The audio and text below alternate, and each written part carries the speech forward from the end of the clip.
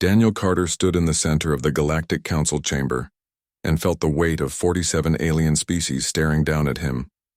The chamber was massive and circular, with seats rising up in layers like an ancient amphitheater. Each delegate sat in their designated area, and most of them looked bored. Some looked amused. None of them looked concerned.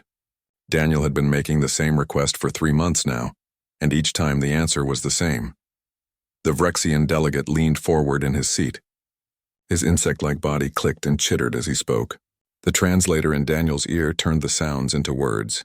"Ambassador Carter, you want us to send military forces to protect your colonies from the Krell Dominion. Is that correct?" Daniel nodded.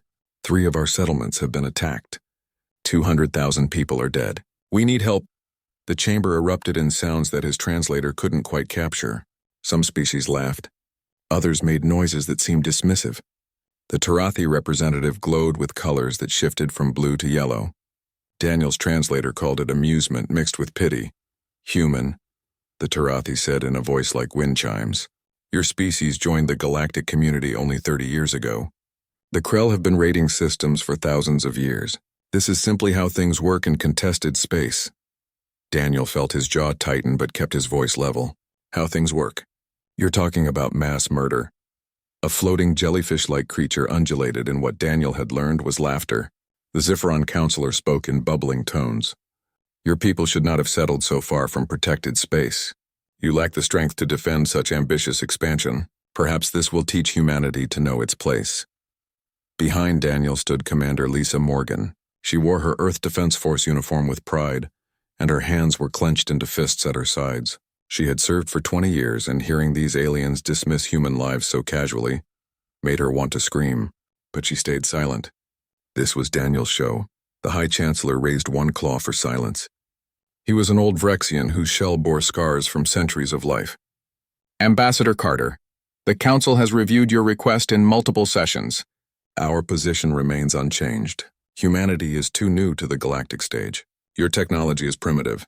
Your ships barely exceed light speed. Your weapons are simple projectile launchers. The Krell use quantum disruptors and singularity weapons. What could you possibly do against such power?" Daniel took a slow breath. He had been authorized by Earth Command to make one final plea. But looking around at the faces that ranged from amused to bored to outright hostile, he knew it would be pointless. These species had lived for millions of years. They saw humanity as children playing at being adults. They would never take Earth seriously. "I see," Daniel said quietly. "Then humanity will defend itself." The laughter that followed echoed through the chamber. Even species that rarely showed emotion seemed to find this funny. The High Chancellor's mandibles spread wide in what passed for a smile among his kind. "By all means, Ambassador," the Chancellor said. "Please do defend yourselves against the Krell. We shall observe with great interest. Perhaps your species will learn a valuable lesson about humility and proper placement in the galactic order." More laughter followed. Daniel heard a Cathrak delegate rumble something that his translator rendered as, "The young ones always learn the hard way." A Tarathi pulsed with colors that meant condescension. The Zifferon counselor actually bounced in its containment field with what could only be glee. Daniel turned and walked toward the exit. Lisa fell into step beside him. They could still hear the laughter as the chamber doors closed behind them. Neither of them spoke until they were inside their shuttle and the doors had sealed. The shuttle was Earth technology and completely secure from any outside listening devices. "Permission to speak freely, Ambassador?" Lisa asked. "Granted, Commander." "Those arrogant bastards have no idea what's coming, do they?" Daniel allowed himself a small smile. It was the first time his face had shown any emotion in hours. "No, Commander. They really don't."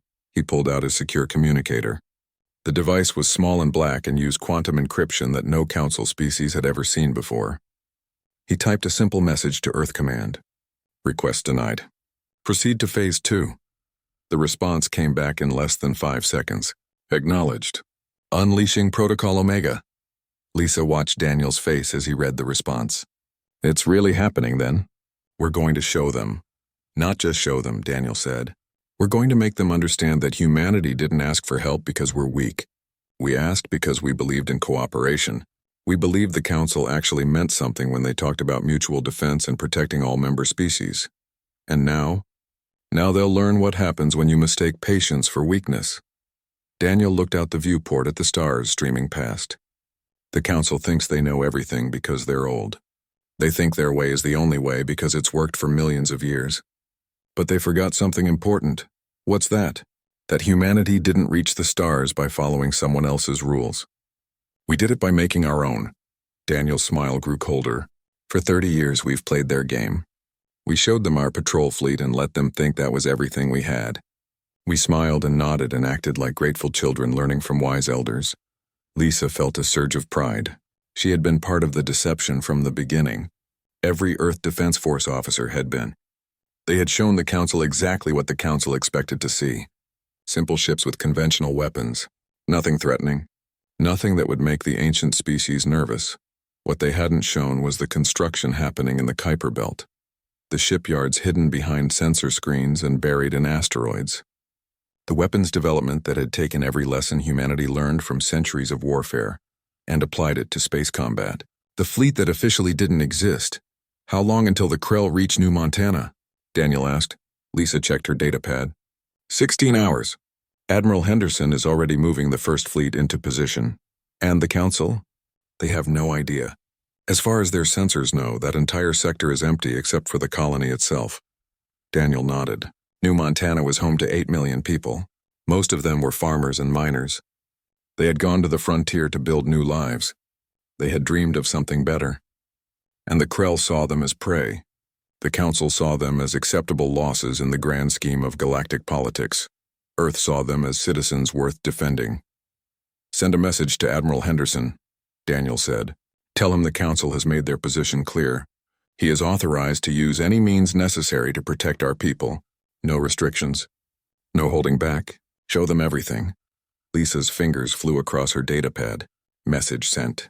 Sir, do you think the Council will retaliate when they find out we've been hiding our true capabilities? Let them try. Daniel's voice was hard as steel. We gave them every chance to do the right thing. We asked for help. We followed their procedures. We respected their authority. And they laughed at us while our people died. The shuttle dropped out of faster-than-light travel near the diplomatic station where Earth maintained its embassy. As they approached the docking bay, Daniel could see other alien ships coming and going. Representatives from species that thought they ruled the galaxy, species that had never been told no, species that had never faced a real challenge to their power. That was about to change. Commander, when we dock, I want you to send a message to all Earth colonies. Tell them help is coming. Tell them to hold on for just a few more hours. And tell them that humanity never abandons its own. Yes, sir. Lisa paused. Sir, after this, there's no going back. Everything changes. Everything already changed, Daniel said. The moment the Council chose politics over lives. The moment they decided we weren't worth protecting. They just don't know it yet. The shuttle docked with a soft thunk. As Daniel and Lisa disembarked, they passed a group of Rexian diplomats. The aliens were still chittering and clicking in what his translator rendered as jokes about human weakness, about how the primitive species would learn their lesson, about how amusing it would be to watch. Daniel kept walking. Let them laugh. Let them mock. Let them believe humanity was weak and helpless. In 16 hours they would learn the truth. And the galaxy would never be the same. Admiral Paul Henderson stood on the bridge of the ESS Valiant and watched through the viewport as the hidden shipyard came alive around them. For 30 years this moment had been planned. For 30 years humanity had played a careful game of deception. They had smiled at the Council and showed them simple patrol ships. They had let the older species believe they understood Earth's full military power. It had been the greatest magic trick in human history, and now it was time for the reveal. Status report, Paul said in a calm voice. Lieutenant Jake Morrison looked up from his console. The young officer had a grin on his face that he was barely managing to suppress. All stealth fields are holding at maximum efficiency, Admiral. Council sensors show this entire sector as empty space. No ships detected, and the shipyard status? All 300 vessels are coming online now, sir. Captain Nicole Hayes spoke from the tactical station. Her fingers danced across holographic controls. The Ghost Fleet is waking up. Paul nodded and continued watching the viewport. Running lights began flickering to life across ships that officially had never been built. Each vessel had been constructed in secret over decades.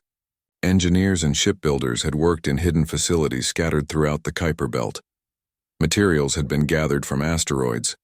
Power systems had been tested in remote areas of the solar system where no Council sensors could detect them. And now 300 warships that shouldn't exist were preparing for their first real mission. Admiral, we're receiving telemetry from our listening posts near the outer colonies. Lieutenant Commander Greg Phillips reported. The Krell are gathering their forces. Current fleet strength is estimated at 1,200 vessels. Time until they reach New Montana? 16 hours, sir. Paul studied the tactical display that showed the Krell fleet moving through space like a swarm of locusts. 1,200 ships, each one armed with weapons that the Council considered standard. Quantum disruptors that could tear through armor, singularity cannons that created miniature black holes, energy shields that could absorb massive amounts of damage. The Krell had been using these weapons to terrorize the frontier for thousands of years. They had never faced Earth's military. Begin fleet mobilization, Paul commanded. All ships are weapons-free. Authorization code Henderson Omega 77 Alpha. Throughout the hidden shipyard, crews scrambled to their stations. Reactor cores that had been idling at low power ramped up to full capacity. Weapons systems that had only been tested in simulations went live. Engines that could push these ships faster than anything the Council had ever seen began their startup sequences. The ESS Valiant herself was a perfect example of human military philosophy. On paper, she was smaller than most Council dreadnoughts. Her armor was thinner. Her main weapons were kinetic railguns instead of exotic energy beams. To any Council engineer, she would look primitive and underpowered. But those engineers would be making a fatal mistake. They would be judging the Valiant by their own standards instead of understanding what made human engineering different. Sir, priority transmission from Earth Command, Communications Officer Betty Wells announced. Put it through. Fleet Admiral Kevin Stone appeared on the main screen. His weathered face showed the weight of command. Paul, the President has given final authorization. You are cleared to use any and all means necessary to protect our colonies. Show the galaxy what humanity can do when we stop playing nice. Understood, sir. We won't let you down. I know you won't. Give them hell, Paul. Earth out. The transmission ended and Paul turned to face his bridge crew. He saw determination on every face. These men and women had trained for this moment. They had practiced formations and tactics that no Council species would expect. They had studied every scrap of intelligence about Krell weapons and defenses. And they were ready. All hands, this is Admiral Henderson, Paul announced over the ship-wide communications channel. For 30 years we've held back. We've listened to species that measure their lifespans in centuries tell us we're too young to matter. We've smiled while they treated us like children. We've watched them dismiss our concerns and laugh at our requests for help. He paused and let his words sink in. Throughout the ship. They think we're primitive because we use kinetic weapons instead of energy beams. They think we're weak because we haven't conquered half the galaxy. They think we're helpless because we asked for their help instead of handling things ourselves. Through the viewport, the fleet was forming up into attack formations. 300 ships moved with precision that came from endless drilling and practice. But humanity didn't claw its way to the top of Earth's food chain by being weak.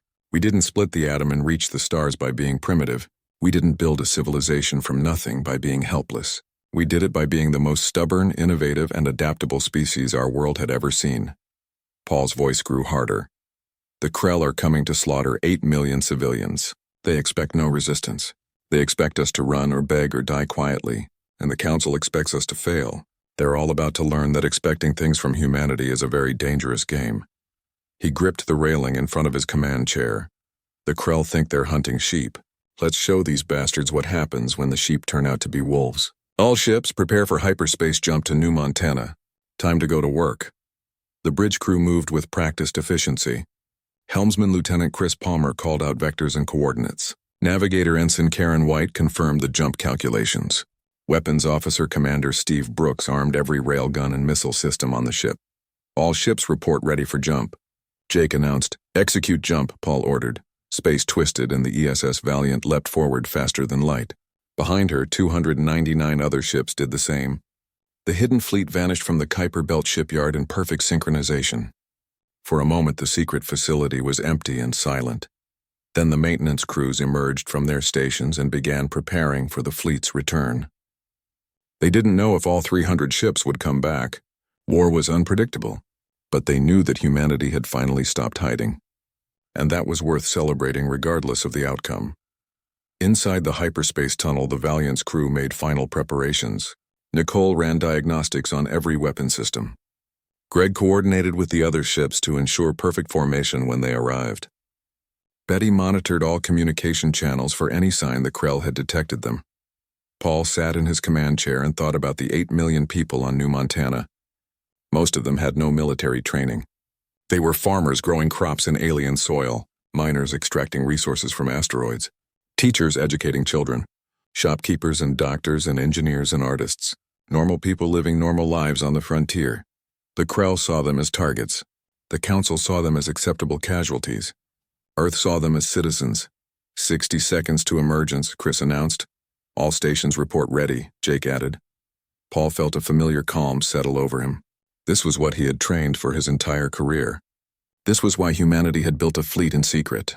This was the moment when Earth stopped asking for permission and started taking action. Weapons free upon emergence, Paul ordered. Execute pattern Delta 7. We're going to hit them hard and fast. Show them that underestimating humanity was the last mistake they'll ever make. Pattern Delta 7 confirmed, Nicole said. Her fingers moved across her controls with practiced ease. All ships acknowledge. 10 seconds, Chris counted down. 5, 4, 3, 2, 1. Emergence. Space snapped back into normal physics and the ESS Valiant dropped out of hyperspace. Around her, 299 other ships emerged in perfect formation, and spread out before them was the Krell Armada. 1,200 ships gathered around New Montana like vultures around a dying animal. Paul smiled. It wasn't a pleasant expression. All ships, he said calmly. Engage. 300 human warships that officially didn't exist opened fire. Railguns accelerated projectiles to a significant fraction of light speed. Missile pods launched weapons with guidance systems that could think for themselves. Electronic warfare suites broadcast signals designed to crash Krell targeting computers. The Battle of New Montana had begun. And the Krell were about to learn that humanity had been studying warfare for their entire history, not the ritualized combat of ancient species, not the formal battles between council fleets. Real warfare. Brutal, efficient, and utterly without mercy for those who threatened innocence. The galaxy was about to receive an education in human military doctrine, and class was now in session. Fleet Master Krellnack stood on the command deck of his flagship Devourer of Hope, and felt satisfaction flowing through his body. Below him, the human colony of New Montana hung in space like ripe fruit waiting to be plucked. 1,200 Krell warships surrounded the planet in a formation that had brought terror to countless worlds over thousands of years. This would be another easy victory, another lesson to species that dared settle in space the Krell considered theirs. Scan for defensive systems. Krellnax ordered in his species' guttural language. His tactical officer manipulated controls with clawed hands. Minimal orbital platforms detected, Fleetmaster. No significant military presence. No capital ships. The humans appear to have abandoned their colonists. Krellnax's mandibles spread wide in pleasure. This was how it always went. The younger species settled where they shouldn't. The Krell came to teach them the price of such arrogance. And the Great Galactic Council did nothing because they understood that might made right in the galaxy. The Krell had might. Humans did not. Excellent, Krellnax said. Charge all weapon systems. We will begin bombardment of the primary settlements. Let this colony serve as an example to others who think they can settle in contested space without consequence. Throughout the Krell fleet, quantum disruptors hummed to life. Singularity cannons began generating the miniature black holes they would hurl at the planet's surface. Energy shields powered up to maximum. The Krell didn't expect any resistance, but they were not foolish. They protected themselves as they had for millennia. Then, space itself tore open. 300 human vessels dropped out of hyperspace in perfect formation, and the entire tactical situation changed in an instant. Krellnack stared at his display screens in shock. Where had these ships come from? They weren't in any council registry. Their energy signatures matched nothing in the Krell database. And they were moving with a coordination that seemed impossible for such a young species. What is this? Krellnack snarled. Where did these vessels come from? All ships combat formation. Prepare to engage. The Krell fleet began shifting from bombardment positions to battle deployment. But they moved according to tactics that were thousands of years old. Predictable tactics. Tactics that assumed their enemies would fight the same way. Aboard the ESS Valiant, Admiral Paul Henderson watched the Krell fleet with cold calculation. All ships execute pattern Delta 7. Let's show them how Earth does war. The human fleet didn't charge forward in a single mass like the Krell expected. Instead, they scattered into dozens of smaller groups. Each group moved independently but with perfect coordination. They didn't form traditional battle lines. They flowed through space like schools of fish or flocks of birds, natural patterns that worked because they were unpredictable and adaptable. "Sir, the Krell are attempting to hail us," Jake reported. "Put them through." Krellnax's face appeared on the main screen. His species was insectoid with compound eyes and mandibles that clicked when he spoke. "You are interfering in Krell territory, humans. Your Galactic Council will hear of this aggression. You are violating established protocols." Paul's smile was colder than deep space. "The Council made their position very clear, Fleet Master. They won't help us. Which means all those nice treaties about proportional response and regulated warfare don't apply anymore." He leaned forward in his command chair. "Welcome to a human war. You're not going to enjoy it."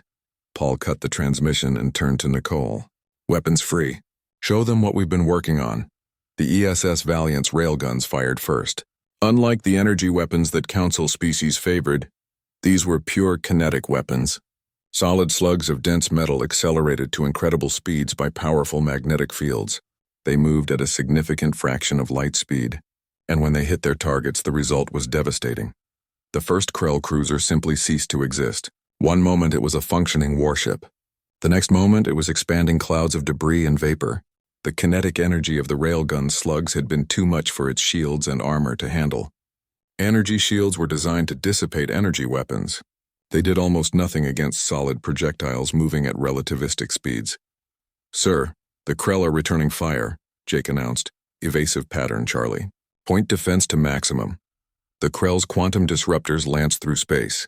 These weapons could tear through most Council ships with ease. They created focused beams of exotic particles that disrupted matter at the molecular level. But the ESS Valiant twisted and spun through space with agility that shouldn't have been possible for a ship her size. Human engineers had studied everything from fighter jets to dolphins, to design movement systems that prioritized maneuverability over size and power. The few shots that did connect were met by defensive systems that fired thousands of times per second. Point defense lasers tracked incoming fire with computer precision and fragmented it before it could reach the hull. The damage that got through was minimal. "All weapon systems firing," Nicole reported. "Target priority on their capital ships. Missile pods launching." Throughout space, the human fleet demonstrated 30 years of hidden innovation. Missiles streaked toward Krell vessels, but these weren't dumb projectiles. Each one had computer systems that could think and adapt. They identified targets and prioritized based on threat level. They communicated with each other to avoid wasting shots on already doomed enemies. And they had electronic warfare packages that crashed Krell targeting systems with viruses and malware. "Helm, bring us about," Paul ordered. "Target their flagship. Cut the head off the snake." The Valiant dove through the chaos of battle like a predator through prey. Her railgun spoke again and again.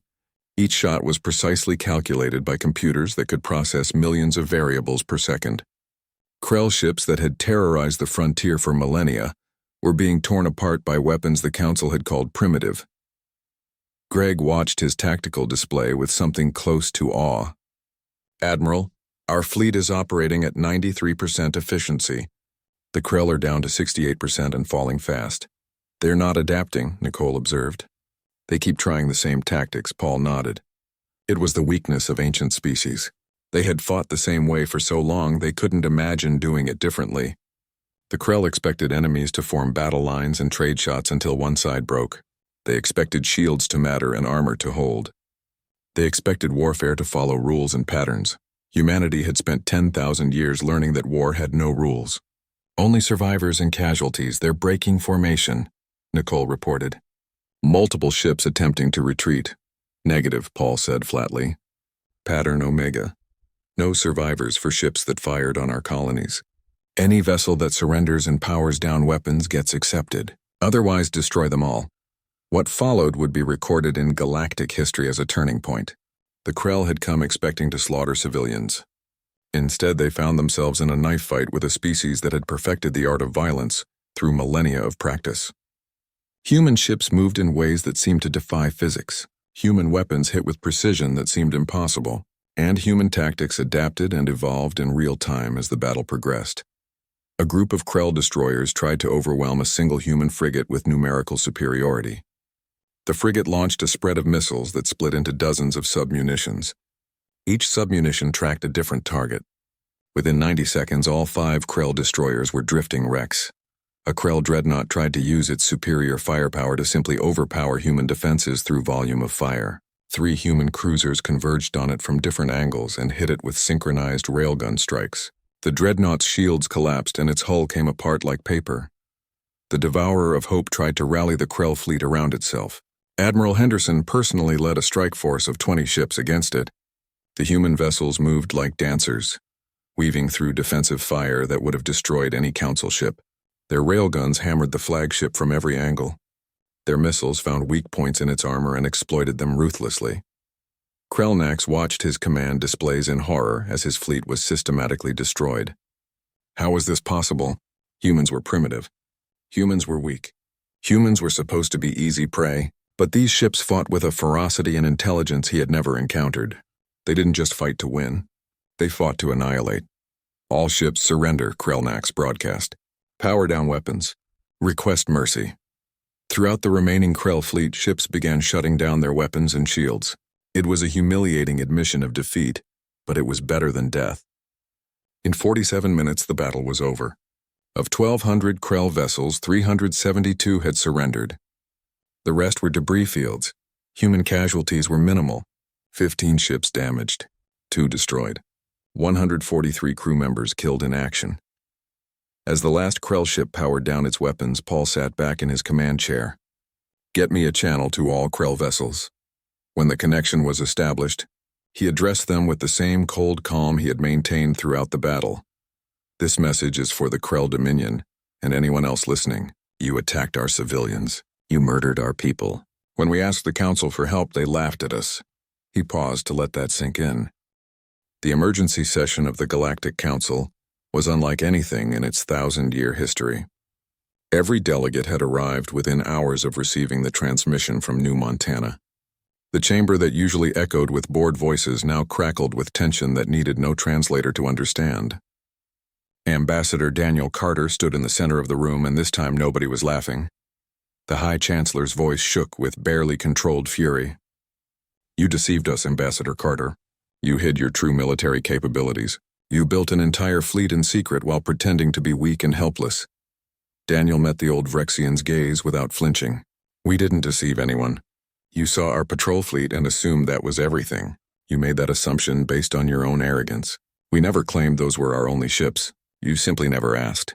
The Tarathi representative pulsed angry crimson colors. You violated every treaty regarding proportional response. You massacred the Krell fleet. 800 ships destroyed. This is unprecedented aggression. We defended our colony, Daniel replied in a voice like ice. After you refused to help us. Let me be very clear about something. The Krell came to murder 8 million civilians. We stopped them. If you want to call that a massacre, fine. But I call it justice. Commander Lisa Morgan stepped forward and activated a holographic display. Battle footage from New Montana filled the air above the chamber floor. The delegates watched as Krell ships prepared to bombard the planet. Then the human fleet arrived. The battle played out in fast forward. The systematic destruction of the Krell armada. The acceptance of surrenders. The final message from Admiral Henderson. For the record, Lisa said clearly, we broadcast surrender terms before engaging. We accepted every Krell vessel that powered down weapons. 372 ships surrendered and their crews are alive and unharmed in our custody. The 828 that didn't surrender chose to keep fighting, Daniel added. That's their choice, not ours. We gave them every chance to stand down. The Zifferan counselor undulated with agitation. You have destabilized the entire sector. The Krell Dominion will retaliate with everything they have. This will lead to full-scale war. Let them come, Daniel said quietly. But they should know something. The fleet at New Montana was our first fleet. We have 4 more just like it, and all of them are ready to defend human space. The chamber exploded in chaos. Delegates from dozens of species began shouting over each other. The translators created a wall of noise that was physically painful to hear. Some species were demanding humanity be expelled from the council. Others were calling for sanctions. A few were simply staring in shock at the realization that they had completely misunderstood Earth's capabilities. The High Chancellor slammed his claw down repeatedly until order was restored. When he spoke, his voice was dangerously quiet. "Are you threatening this council, Ambassador Carter?" "No," Daniel said. "I'm telling you the truth that you should have figured out a long time ago. Humanity didn't join the Galactic Council because we needed your protection. We joined because we believed in cooperation. We believed in working together. We believed in building something better than endless conflict." He looked around the chamber. "But you treated us like ignorant children. You dismissed our concerns. You laughed when we asked for help. You let 200,000 of our people die while you debated and delayed. So here's the new reality. Humanity will defend itself. We will protect our interests. And we will show the same level of respect to council authority that you showed to our dying civilians. You cannot simply ignore council regulations." The Vrexian delegate protested. "Watch us," Lisa said flatly. Daniel pulled out a data tablet. "We're transmitting to all council members a full catalog of Earth's military capabilities. Ships, weapons, defensive systems, all of it. No more secrets. And we're also transmitting recordings of every single session where we requested help and were denied." He held up the tablet so everyone could see it. "Let every species in the council see exactly what happened. Let them judge whether we're the aggressors or whether we're simply a young species that learned a very hard lesson about galactic politics." The High Chancellor seemed to deflate slightly. His ancient carapace looked suddenly fragile. "What is it you want, Ambassador Carter? First, a formal apology to the families of the 200,000 civilians who died while the council debated and delayed. That is impossible. The council does not apologize to individual member species." Daniel continued as if he hadn't been interrupted. "Second, a full investigation into why the council ignored multiple distress calls from our colonies. Third, humanity requests permission to operate independently in matters of military defense. We'll participate in council decisions. We'll share intelligence when appropriate. We'll cooperate in good faith. But we will never again ask permission to defend our own people." "You're describing a military power operating outside council authority," the Chancellor protested. "No," Daniel corrected.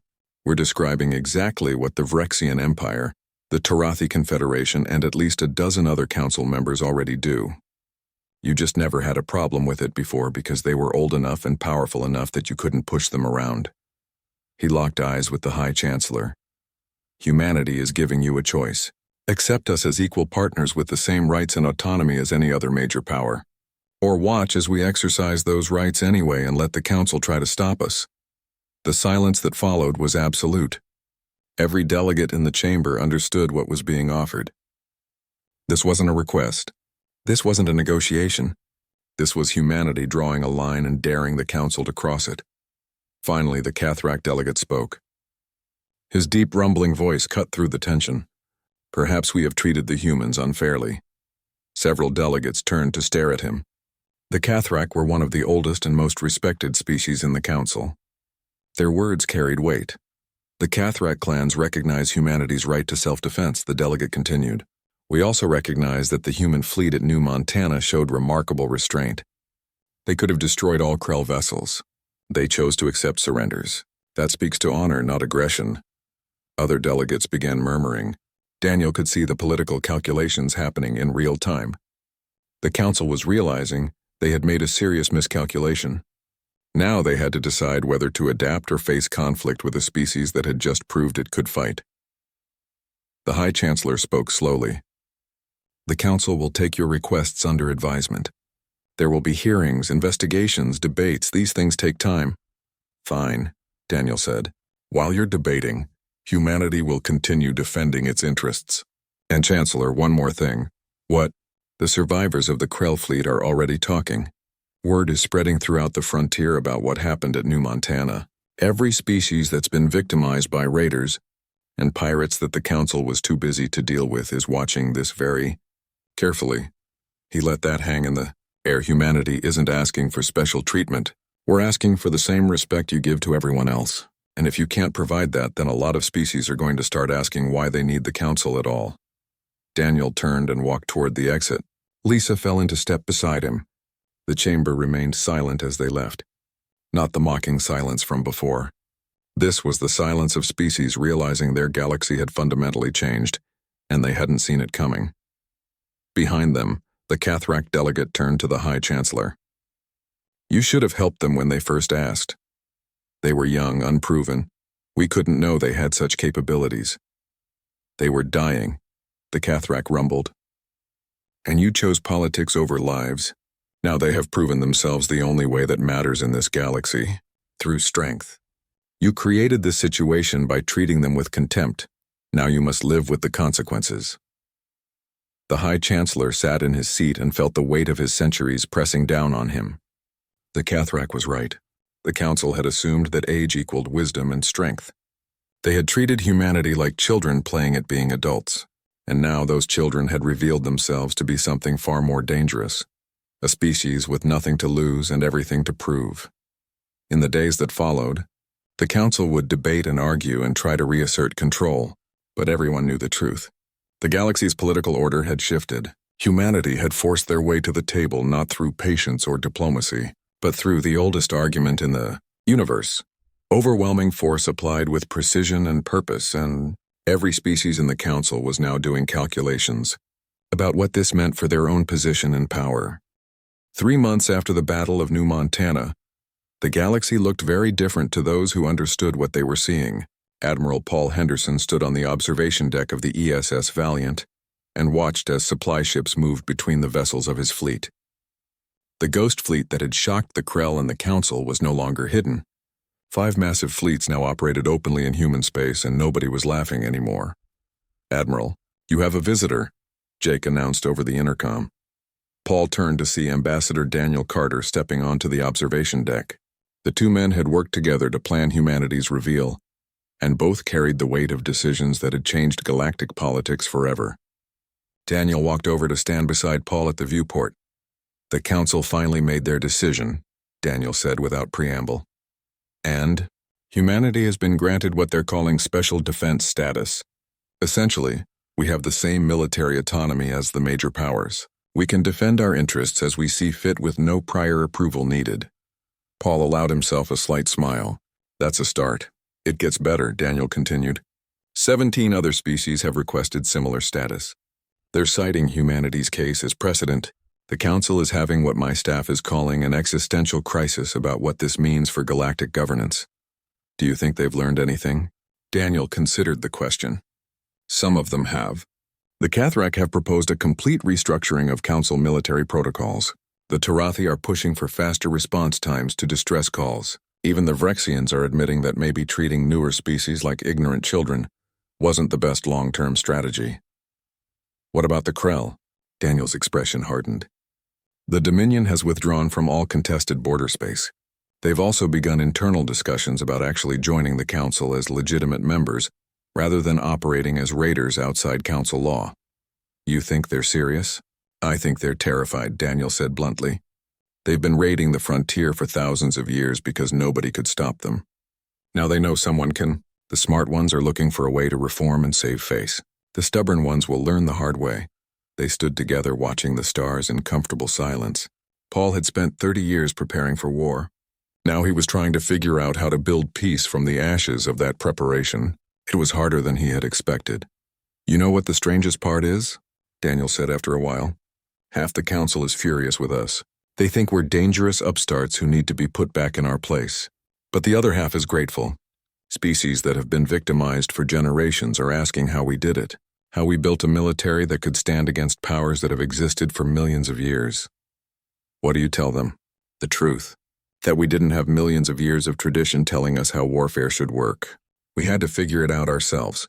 And we figured it out by asking different questions. Why do ships need to be enormous? Why do weapons need to work a certain way? What if we tried something completely different? Paul nodded slowly. Innovation versus tradition. Exactly, Daniel agreed. The Council species are so old and so established that they stopped questioning their assumptions centuries ago. They have quantum disruptors because they've always had quantum disruptors. They fight in traditional formations because that's how it's been done for millennia. Nobody asks if there's a better way. And we came in with railguns and smart missiles and adaptive tactics. And scared the hell out of everyone, Daniel finished. He pulled out his tablet. I got a message from Earth this morning. The president wants to know if you'd be interested in heading up a new program. Military consultation with council species who want to modernize their forces. Paul raised an eyebrow. Teaching aliens how to fight better? That seems risky.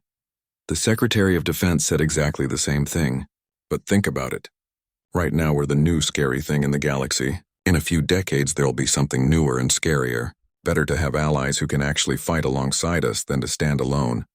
What did the president say? She said it was a terrible idea strategically and a great idea diplomatically, and she wasn't sure which mattered more. Daniel grinned. Then she authorized it anyway because she thinks it's the right thing to do. Paul laughed. It felt good to laugh after months of tension. That sounds exactly like her. All right, I'll consider it. But right now I've got 5 fleets to manage and new officers to train. How's recruitment going? We're turning away qualified applicants, Paul said. Turns out a lot of young people want to join the fleet that made the entire galaxy sit up and pay attention. We're being very selective, only taking the best. Good, we need the best. Daniel looked at his tablet again. I should get back to the embassy. I've got meetings with 3 different species who want to discuss trade agreements. Turns out everyone wants to be friends with the scary humans now. Politics, Paul said with mild distaste. Someone has to do it. You get to blow things up. I have to smile and negotiate. I think you got the harder job. Daniel left and Paul remained at the viewport. He thought about the Battle of New Montana and the 143 crew members who had died there. He thought about the 200,000 civilians who had died before humanity revealed its true strength. Too many lives lost because they had tried to play by rules that didn't protect them. But he also thought about the 8 million people on New Montana who had survived. About the colonies that were thriving now under the protection of fleets that everyone knew existed. About the message they had sent to anyone who thought humanity was easy prey. On Earth, President Helen Morrison sat in the Oval Office reviewing reports from across human space. New colonies were being established rapidly, now that people didn't fear being left defenseless. Trade was booming with species that had previously ignored the primitive humans. The council actually listened when Daniel spoke at sessions. Everything had changed, her secure communicator buzzed. Madam President, the High Chancellor is calling.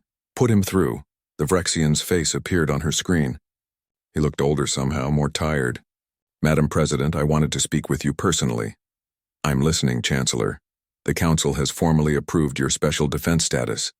But more than that, I wanted to offer a personal apology. He paused, clearly uncomfortable. We were wrong. About your species, about your capabilities, and about our responsibility to all Council members.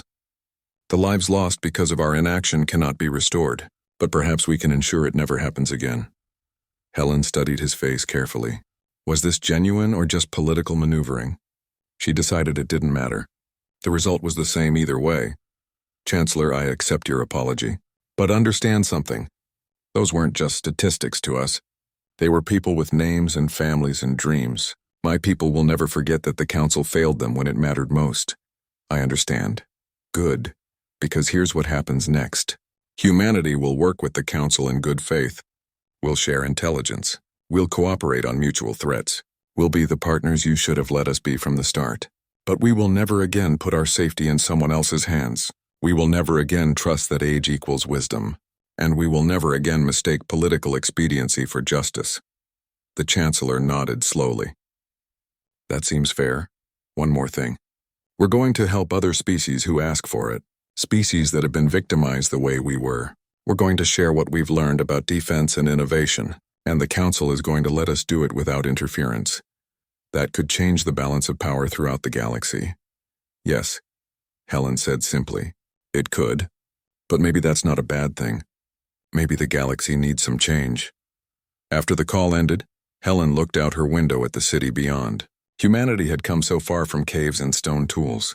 They had built civilizations and torn them down and built them again. They had fought wars and made peace and learned from both. And now they had brought those lessons to the stars. The Council had thought humanity's youth made them weak. They had forgotten that youth also meant adaptability. That being new meant not being bound by tradition. That inexperience could be an advantage when it meant approaching problems with fresh perspective. In bars and meeting halls across council space, stories about New Montana spread. Some versions painted humans as terrifying warriors who appeared from nowhere. Other versions focused on the tactical brilliance of the battle. A few emphasized the mercy shown to surrendering enemies. But all the stories agreed on one fundamental truth. The galaxy had changed the day humanity stopped pretending to be harmless. On colonies throughout human space, people looked up at night skies and saw not danger but protection. They saw the running lights of patrol ships that would actually defend them. They saw a government that valued their lives enough to fight when fighting was necessary. They saw a future where they could build and dream without fear. And in the hidden labs and shipyards where humanity continued to innovate, engineers and scientists worked on the next generation of technology. Because they understood something the Council was just learning, that standing still meant falling behind, that there was always a better way if you were willing to look for it, that the moment you stopped asking questions was the moment you